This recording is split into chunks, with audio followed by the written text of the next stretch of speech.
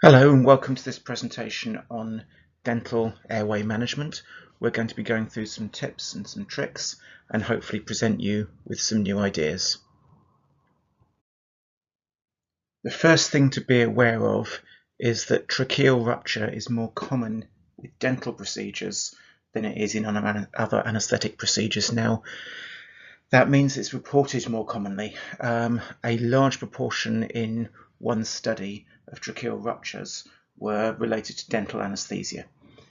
The reason for that, we think, is related to overinflation of the tube cuff. And that's probably because people are trying to achieve a water seal so that coolant fluids from dentistry don't end up going down the trachea. And as we'll talk about later, that's not what the endotracheal tube cuff is there for. Other factors that may be an issue, certainly stiletto intubation can be a problem. So the use of wire stillets inside endotracheal tubes to help you pass the laryngeal inlet is probably not a great idea, and there have certainly been tracheal rupture cases associated with those stillets protruding beyond the end of the endotracheal tube and just punching straight through the tracheal wall. You've also got issues of tracheal damage from extubation with an inflated cuff, and we'll be going through that in a little bit. I'd like to show you why I feel that that's an unnecessary thing to do, and it's a procedure which is definitely going to result in more tracheal trauma, but not necessarily tracheal rupture. Turning patients without disconnecting the airway first, well, that's not a good idea for a whole bunch of different reasons. It's unlikely to give you tracheal rupture, but it's certainly going to give you tracheal trauma. It gives you a larger risk of accidentally extubating your patient without realizing as well. So basically, don't do it. Now, when you come to the actual risk of tracheal rupture, it seems to be cuff overinflation. This study here that we've got is showing 1.6 mil mean volume of air that's required to adequately inflate a tube. 1.6 mil there.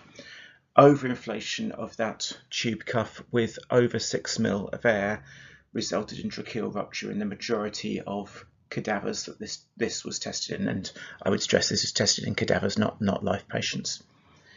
The other thing to think about is laryngospasm. Now, it's very common to see laryngospasm in both cats and dogs, and in my experience, because I do a lot of rabbit anaesthesia, it's a very common complication in rabbits as well. You're going to get laryngospasm both as a result of trauma, and that's physical trauma to the larynx when you intubate. The other reason for laryngospasm to happen is as a result of stimulus, of essentially pain under anaesthesia. So when you have a surgical patient, or particularly a dental patient, with inadequate analgesia come into a light plane of anaesthesia, that's when you want to start watching out for laryngospasm. Laryngospasm during the anaesthetic may translate, again in my experience, to laryngospasm in the recovery period. So it's a very good idea to make sure that your plane of anaesthesia is adequate for the procedure you're doing, and particularly with dental procedures, make sure you're supplying adequate analgesia. So let's look at what happens during a tracheal rupture incident.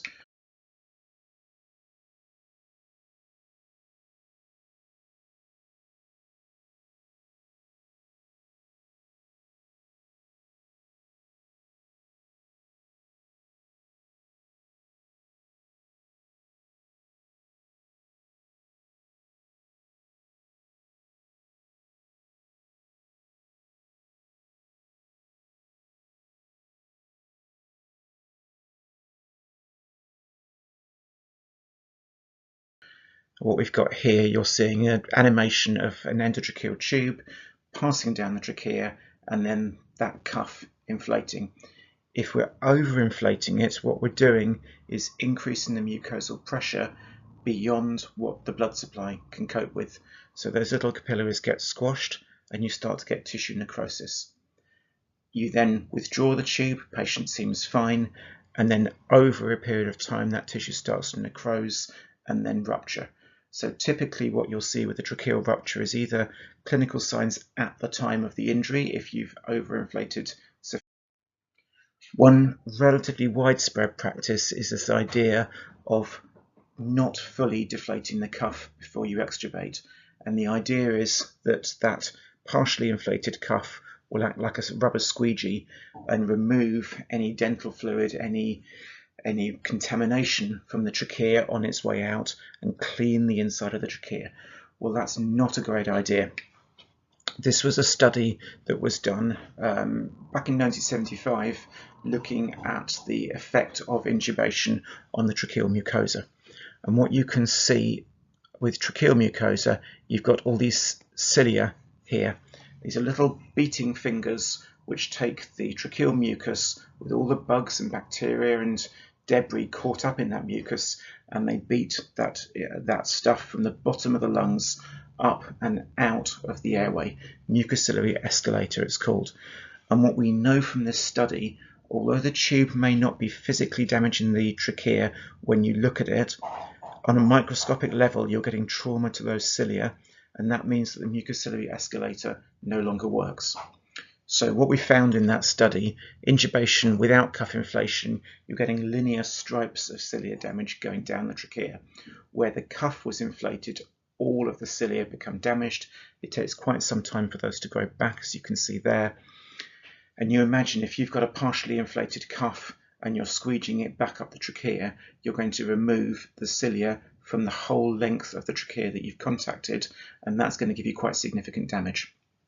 Now that means that the immune system of that patient is compromised for the 7 days it takes for those cilia to grow back. We're talking about dental patients with quite a lot of bacterial contamination, not the best idea in the world. So what we'll come on to in a moment is a system of not letting the contaminated material get down the trachea in the first place. And I strongly recommend don't extubate with an inflated or partially inflated cuff. Deflate it completely before you remove it. What can we do then to reduce the risk of using an endotracheal tube in dental procedures? Well, one thing that we know is that PVC tubes are single use for a good reason. The material that's in there hardens up when you reuse them, when you clean them. So try to use the soft new tubes, not harder older tubes. Lubricate them effectively so that they are not doing unnecessary amounts of damage as they're sliding over the mucosa.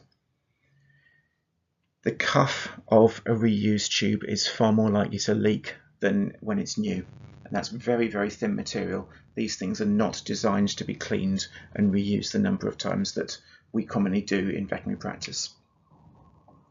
Try to balance airway resistance against laryngeal and tracheal trauma. So airway resistance goes up greatly as the diameter goes down. If you halve the airway diameter, you're increasing the airway resistance by around about 16 times. PVC tubes are relatively strong, which means you can have quite a thin-walled tube, and that means a PVC endotracheal tube is going to give you a larger airway diameter for its size than something like a silicone tube or a red rubber tube. Silicone and red rubber, they're both softer materials, they're slightly weaker, they need to have a thicker wall. So the ideal for reducing airway resistance is to use the largest tube possible. The ideal for reducing tracheal and laryngeal trauma is to use the smallest size possible, and you need to make a balance between those two things. Silicone tubes are genuinely reusable. They can be cleaned, they can be reused. In most cases they can be autoclaved, but because that material is weaker, you're going to get a narrow airway channel. You need to start thinking more about airway resistance with your patients. Uncuffed tubes, in many cases I like ventilating my animals under anaesthesia. Anaesthesia by definition makes it harder for your patient to ventilate. CO2 levels may start to go up, and it's very useful to be able to ventilate. Now you can't get a good seal on an uncuffed tube.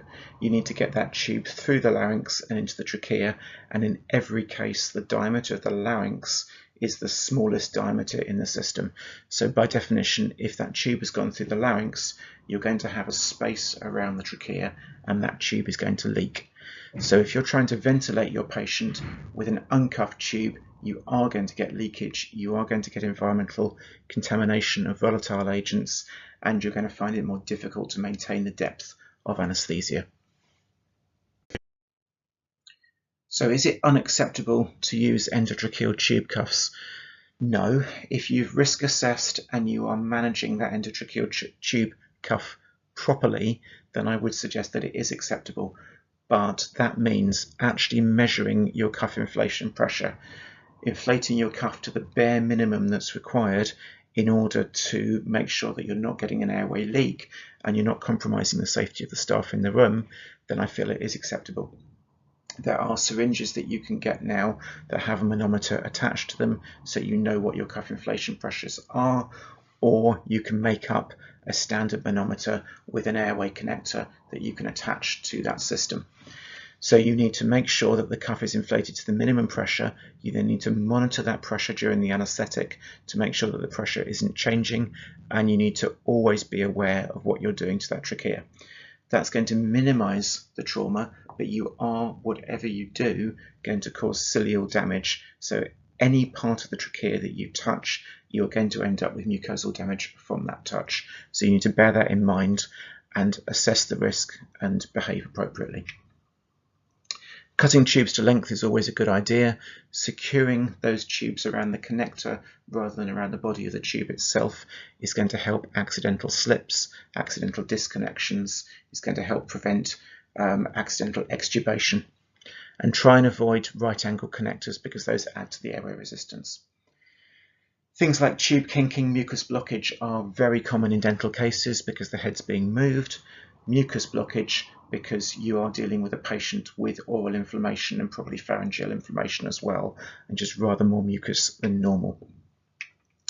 This is a D-grip from Doxinavent. You'll see me using this in a rabbit case. It's quite handy to support the tube past the head. So you have a tie on the tube or the airway device. This is a V-gel that you're seeing down this rabbit here. I've got that tied around the back of the head, and then beyond the animal I've got a separate connector that's holding that in place. There. Airway monitoring is worth always doing. So my bare minimum is pulse oximetry and capnography, and that means that if I'm getting a mucus blockage, if I'm getting an increase in airway resistance, it's a relatively straightforward thing to pick up. And obviously bear in mind that that ties in with all the other anaesthetic monitoring things that you should be doing. So that's manual monitoring, it's chart and record keeping, temperature, blood pressure, ECG, the works. That's important in dental patients because obviously they're more likely to be older. They may well not have been eating for some time. They may not be as strong as you'd like them to be. Hypothermia is also extremely common in dental patients, and hypothermia is best treated in the early stages rather than the late stages. So you want to know when the temperature is dropping 1.2 points of a degree and start warming those patients at that stage. Why are we worried more with our dental patients than with average anaesthetic patients? We are spraying a lot of coolant fluid around in the mouth. We've got a lot of tartar, we've got a lot of pus, we've got blood, we've got bacterial aerosols, and it's all spraying around that airway. So we do need to be very careful to stop contamination into the lungs. What I want you to think about is moving that layer of protection upwards. So rather than thinking about blocking that contamination within the trachea, we don't really want to let it get to the trachea in the first place. So that cuff is just there for an air seal. It's not there as a seal against water and contamination getting down into the lungs. So that layer, that protection layer, should be up here in the pharynx, not down within the chest. So it's all about pharyngeal absorption of that fluid, not a tracheal block. Think about using swabs. I prefer not cotton wool. Swabs will stay together. You've got much less risk of leaving something in there. And if you're using swabs, always use some kind of indicator tie that trails out of the mouth. Some people will attach that tie to the endotracheal tube or to the V-gel so that as you extubate, you're automatically taking your swabs with you. I have to say I don't do that. I find that tie gets in the way if it's wrapped around things, so I just leave it trailing out of the mouth. You can also use absorbent gauze strips or absorbent gauze tape that are wrapped or bundled around your V-gel or around your endotracheal tube, but my preference are small surgical non-sterile gauze swabs. This is something that I've come across, Aspiagard. It's a compressed donut product that wraps around the endotracheal tube. You just slide it over the top, and then as it absorbs fluid, it swells and blocks off that space. Not one that I've used personally. Think about head position. So you want your head position in such a way that fluids drain away from the airway and ideally directly out of the mouth, or if you can't make it so that it drains directly out of the mouth, make sure it's draining into a pile of absorbent swabs.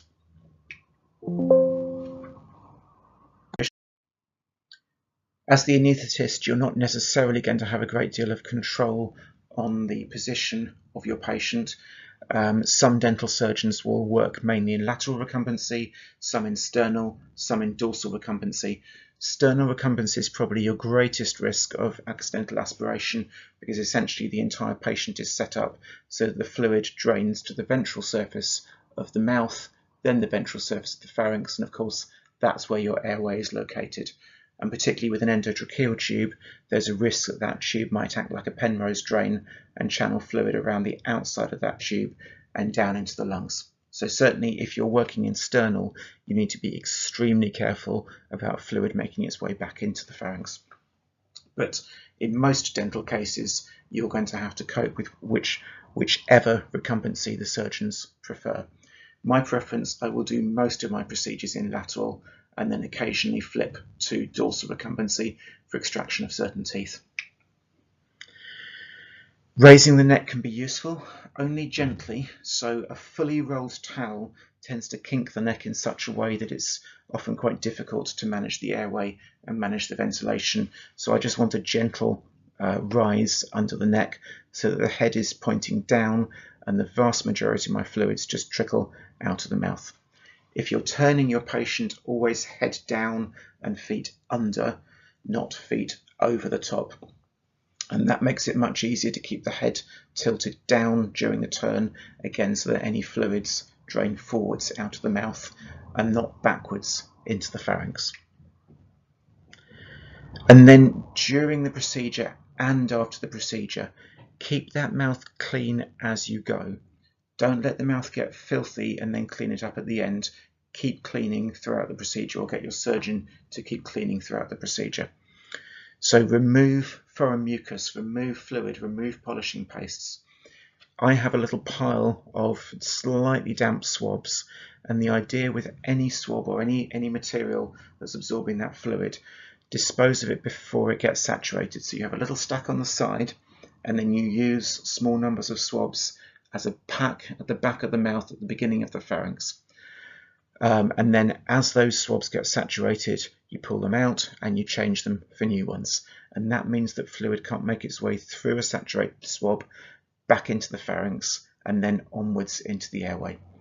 Suction's also extremely useful, so you can flush that mouth and then suction that fluid. That's going to mean that you're going to go through less swabs. And quite a few dental carts now have a suction unit attached. Laryngospasm is an issue, and certainly in my experience, if you've had laryngospasm during your anaesthetic, you're more likely to have laryngospasm on recovery from your anaesthetic. It's something I see particularly with intubated cases. You can also see it with V-gel cases. My suspicion is that it's more common with dentistry, and that's probably because these are patients that have had a degree of oral inflammation and probably pharyngeal inflammation before your anaesthetic. So being very, very careful, particularly with intubation, as you're putting the tube through those sensitive arytenoid cartilages, make sure that you are intubating at an appropriate plane of anaesthesia so that patient's not responding. You can use laryngeal sprays to desensitize the larynx. Bear in mind that any laryngeal spray containing lidocaine that you're using needs to be calculated into your total dose of lidocaine, And of course, that's particularly important with dental anaesthesia because hopefully we're doing some nerve blocks to provide extra analgesia. Pain on recovery may well be a source of laryngospasm or a stimulus for laryngospasm. And again, I've found that patients that have adequate analgesia are less likely to have a difficult recovery and less likely, in my experience, to have laryngospasm in recovery. So preoperative preparation so that you know how painful that procedure is likely to be, and you're putting in an appropriate multimodal analgesia package in there before you start. And then certainly nerve blocks, very, very useful for dental anaesthesia, and that's going to make a big difference to your recovery. And then I find extending the head to a neutral position is useful on recovery. If the head is hyperextended or hyperflexed, it makes it quite difficult for the larynx to function, and certainly you can feel that if you put your finger under your chin and raise your chin and swallow, or push your chin right down and swallow, you'll feel the restriction to laryngeal movement that results. So a nice, gentle, neutral head position and supply oxygen in recovery will get them through most problems. In dentistry then, these are V-gels. V-gels are supraglottic airway devices. Think of a face mask that sits over the larynx. You can see the larynx underneath the V-gel there. So the V-gel is wrapping around the larynx so that you have an airway that goes up the trachea through the V-gel and out to your circuit. The newer V-gel designs, and these are newer V-gels in the picture, really have very little contact with the larynx. And you can see on the little feed just here, the V-gel wrapping around the laryngeal structures. So that's the arytenoids you can see in the background there, and the epiglottis coming forward at you.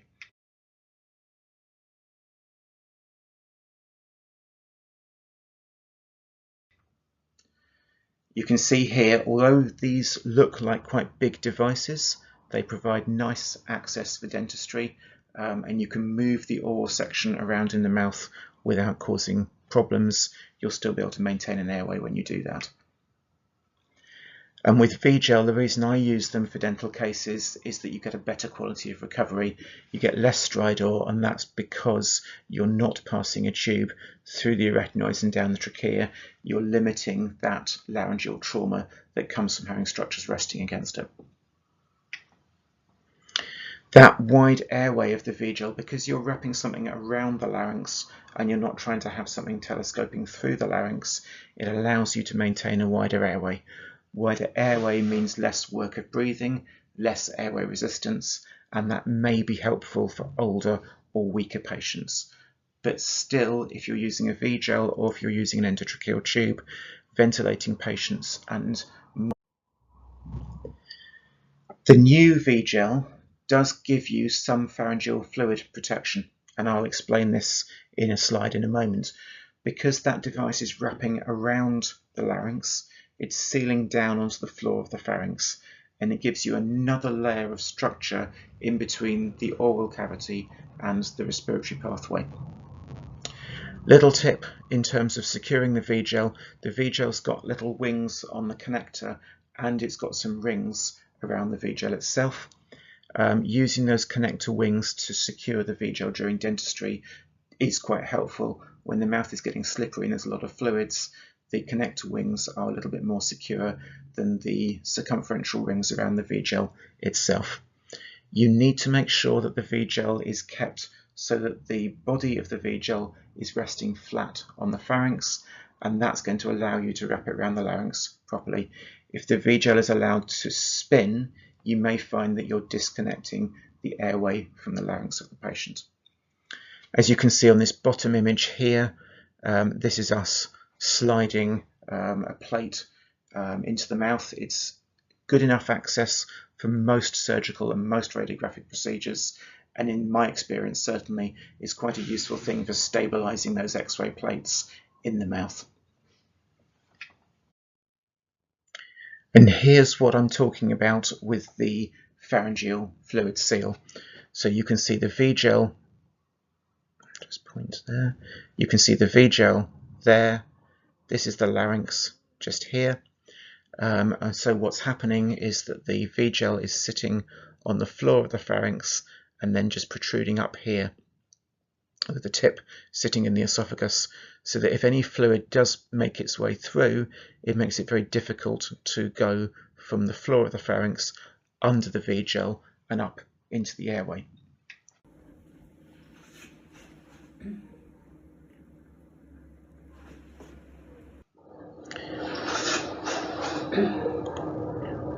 And you can see there, that's the V-gel being rotated.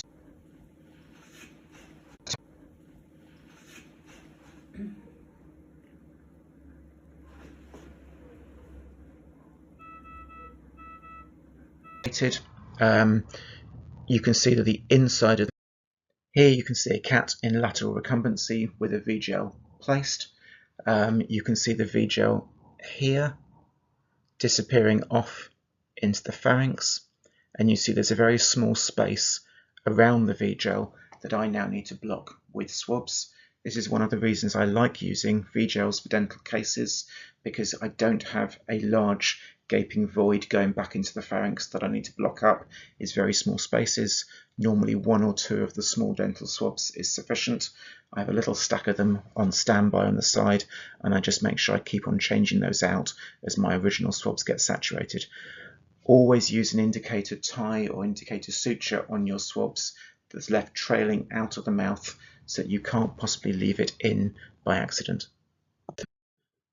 And what you can see at the top of the image here, that's my little pile of swabs, so that I've got some spare there for standby. I've packed out, in this case, both the area around the pharynx and also the area underneath the tooth, so that when I'm cleaning that tooth and I'm using a descaler with a water coolant on it, that water doesn't have the chance to go anywhere. I'm absorbing it at the point of production. Notice, by the way, in this picture that we're not using a mouth gag. That's just the angle of the picture that we're using. And what I've got here is the tie hooked around one of the little connector wings on the other side, and then around the V-gel and onto one of the concentric rings there. It's just important that you've got a good secure tie so that V-gel can't slip. It's the same with an endotracheal tube. What you can see here are images from other dental procedures. On the left-hand side, we've got this rabbit case. So we've got the V-gel moved aside with a small spatula so that it makes it easier to examine the molars properly. You can also use these dental tables with a V-gel in place. That works quite well. And on the right-hand side here, we've got a dog in lateral recumbency with a V-gel placed. The dog device has got a gastric channel. You can just see that little blob there at the end of the V-gel. So that is a gastric channel that runs all the way through the device and out into the esophagus. So if you get reflux of regurgitation during anaesthesia, which is of course common in dogs, that gastric channel is going to pick up that fluid and separate it from the airway and allow it to exit. So the exit for that is just there at the end. You can also pass a gastric drain tube down that as well. And reflux is common, or reflux and regurgitation is common in all dog anaesthesia, not just dental anaesthesia. Again, like the rabbit one, you can move the dog V-gel around in the mouth, which means it's much easier to access the lingual aspects of those teeth. So in summary, what are we thinking about for dental airway management? Well, we know that one of the big causes of tracheal rupture is overinflation of endotracheal tube cuffs. So if you're going to be using a cuffed endotracheal tube, you need to be monitoring your inflation pressures extremely carefully and managing that cuff appropriately. Think about protecting against fluid up here in the pharynx, not down here in the trachea, so that you don't let contaminated material get down there in the first place. Remember, that endotracheal tube cuff is purely there as an airway seal. It's not there as a fluid seal. Think about monitoring the respiratory performance of your patients. There are all sorts of reasons why dental patients are likely to be more hypercapnic and to require ventilation in order to resolve that hypercapnia. Actively work on the fluid during the procedure. So when that fluid is pooling remove it. When you are finding that your swabs are getting saturated, change them. So you don't let everything get dirty and then try and clean it up afterwards. You're trying to keep it clean all the way through. Think about V-gel devices as a practical option for dental anaesthesia, and as I say, the reason I like them is because they're giving me that extra layer of protection around the pharynx, and they're also making it easier for me to block the pharynx with my water absorbing swabs. And then for an easier recovery, reduce trauma that you create in the first place. So certainly V-gels are a good way of reducing laryngeal and tracheal trauma, but whatever device you use, make sure it's lubricated, make sure you're placing it gently, make sure that you are placing any airway device at an appropriate plane of anaesthesia so your patient's not reacting and storing up trouble for that recovery. Particularly in dental patients, make sure you're providing proper analgesia. So you'd be considering things like opiates, non-steroidals, and most particularly local anaesthesia, local anaesthetic dental blocks. And then make sure that you're examining and cleaning the mouth and pharynx before recovery so that all contaminated fluid, any polishing wax, any tartar, anything like that is removed, and you're leaving that patient with a clean and mucus-free mouth and pharynx before you recover them.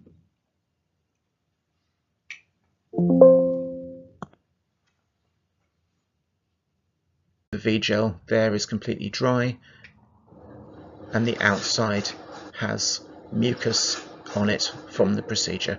So you can see how that V-gel has kept the interior structure clean and dry while the exterior structure has been exposed to some mucus. Monitoring respiratory performance using a capnograph is very, very useful. Or more commonly, you're going to see issues with air leakage emphysema post-operatively 1 to 2 days down the line.